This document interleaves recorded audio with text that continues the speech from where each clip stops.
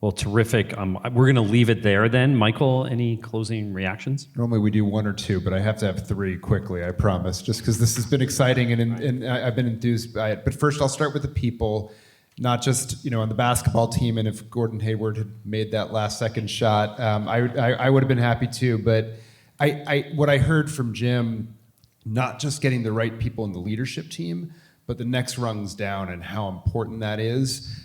Seems just really, really critical. The second one, I'll just say, fitting the right structure and being malleable to getting the right structure for the strategy and knowing whatever you come out with in plans, it's always going to be part wrong. Like that's innovation. You never get it right, 100%.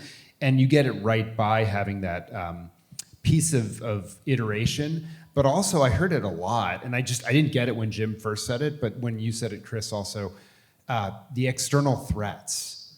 How much of higher ed dismisses when people say external threats? Instead, when times were still solid here, in fact, when they were great coming off those runs, you all looked soberly at those threats and said, okay, how do we flip them into opportunities?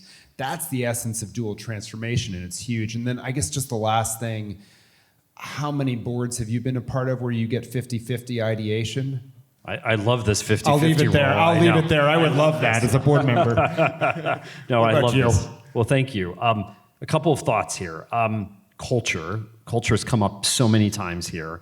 And one of the failures of leadership that we see, and we just did this paper on this, is just mapping your culture as a president or as a leader when you come in. Really understanding it. Because I think a lot of leaders come in and think, I'm going to change the culture without even understanding what's there to begin with.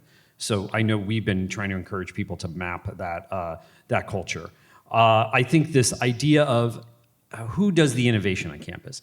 Is it an internal entity? Is it an external entity? I think some of the examples you've seen in higher ed, it's sometimes just people think it's easier just to do it externally. Like we're just going to set up a separate skunkworks shop and just let them do it because they don't want to deal with the governance. And that may not be the best option all the time, or if it is, eventually maybe you do move it in, but I think we just see sometimes, let's just do the separate piece of it.